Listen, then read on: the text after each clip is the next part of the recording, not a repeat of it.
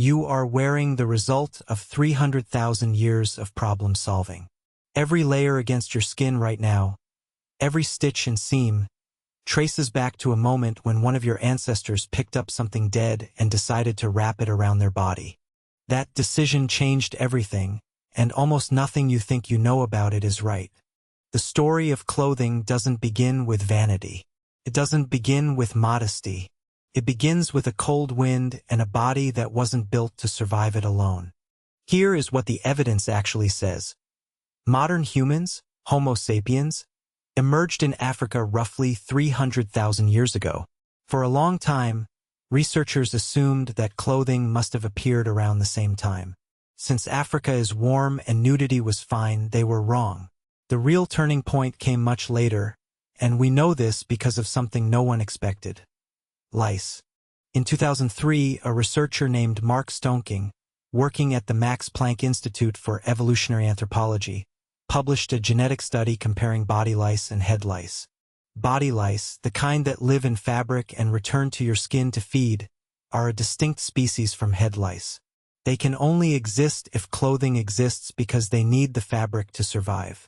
By calculating how long ago body lice diverged from head lice, Stoneking's team was able to estimate when humans first started wearing clothes regularly. The answer came out to between 70,000 and 170,000 years ago, 300,000 years at the dawn of our species. Roughly 100,000 years in, something shifted. What shifted was the world itself.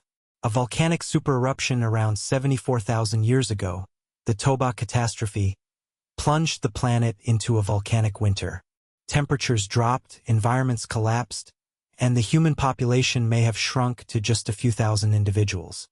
Your ancestors were freezing, and the ones who survived were the ones who figured out how to use what was already around them. Picture it. A small group camps near a kill site. The animal is gone, eaten days ago, but the hide is still there and drying in the cold. Someone picks it up, holds it against their body, and feels the warmth trapped inside the dead material. That moment of recognition, that this thing outside their body could become part of their body's defense, is one of the most important cognitive leaps in human history. But wearing a rawhide is not the same as wearing clothing. Rawhide rots, stiffens, cracks, and smells. Turning animal skin into something you can actually wear requires a process called tanning, a word that simply means stabilizing the skin so it doesn't decompose. And the evidence for that process is ancient.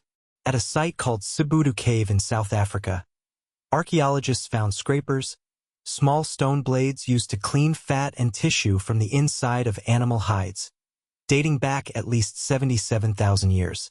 Francesco D'Erico, a researcher at the University of Bordeaux who has studied these tools extensively, argues that the pattern of wear on those scrapers matches exactly what you would expect from hide working.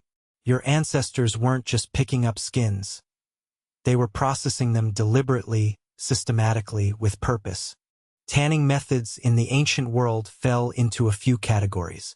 Brain tanning was one of the most common. Almost every large animal has just enough brain matter to tan its own hide, and this appears to be more than coincidence. You take the brain, mix it with water, work it into the scraped skin, and stretch and dry it repeatedly until the fibers relax and become soft. The result is called brain tan buckskin. It is extraordinarily soft, water-resistant, and warm. Some traditional communities still make it this way today. Smoke tanning was another method. After softening the hide, you hold it over a smoky fire. Smoke polymerizes the fats inside the skin, locking in the softness so the hide doesn't stiffen again if it gets wet. It also gives the material a distinctive color and smell that repels insects. Your ancestors weren't just keeping warm. They were solving problems you have never had to think about. Now, here is where the timeline accelerates. 40,000 years ago, something remarkable enters the archaeological record. Needles. Bone needles made from the leg bones of small birds and mammals, polished to a fine point with a tiny eye drilled through one end. The oldest confirmed needles come from Denisova Cave in Siberia, a site made famous by the discovery of the Denisovans, a distinct ancient human species.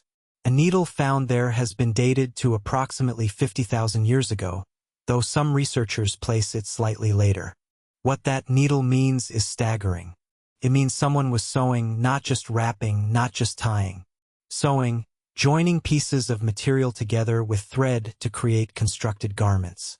Think about what that requires. You need the needle itself, which demands precision drilling of a material smaller than your finger. You need thread, which means you need to understand spinning, how to take plant fibers or animal sinew and twist them into a continuous strand. And you need the mental model of what you are building. You have to picture the finished garment before it exists. That is not simple survival behavior. That is design. The thread that ancient peoples used came from several sources.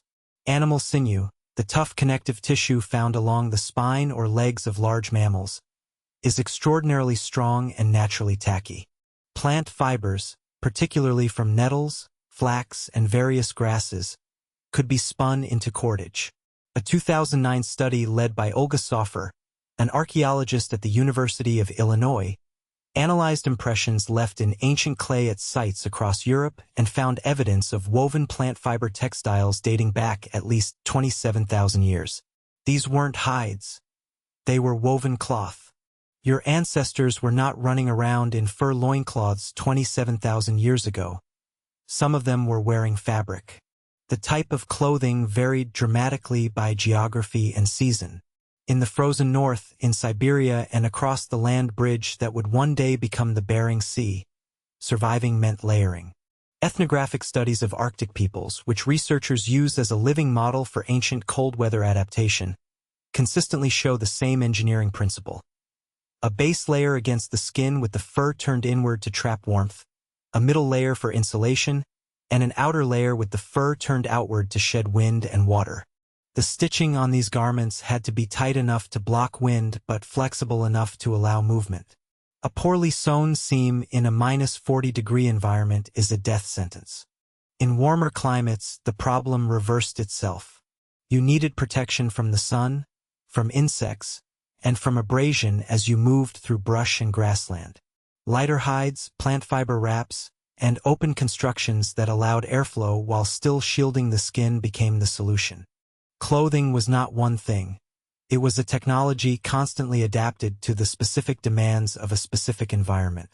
Here is the counterintuitive part that almost no one talks about.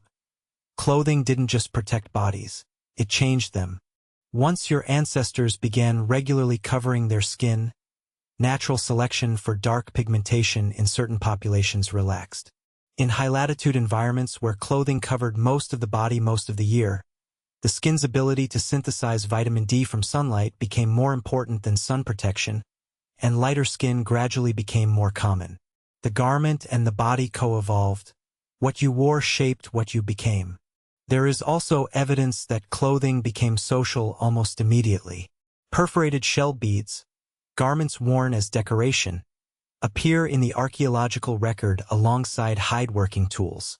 In Denisova Cave in South Africa, ochre, a red, iron-rich pigment that was almost certainly used to color skin and clothing, has been found in layers dating back 100,000 years. Your ancestors were not just dressing for warmth. They were dressing to be seen, to signal who they were, which group they belonged to, and what their status meant. The first piece of clothing may have been purely functional, but it didn't stay that way for long. And now look. Whatever you are wearing right now is the latest iteration of a 100,000-year-old technology. The seams were invented in a cave in Siberia. The concept of layering was worked out on a frozen plain by people who would die if they got it wrong. The impulse to make what you wear say something about who you are goes back to a time before writing, before cities, before agriculture. You are not just dressed. You are the living endpoint of every cold night, every scraped hide, and every carefully threaded needle that came before you. You are wearing 100,000 years of survival on your back.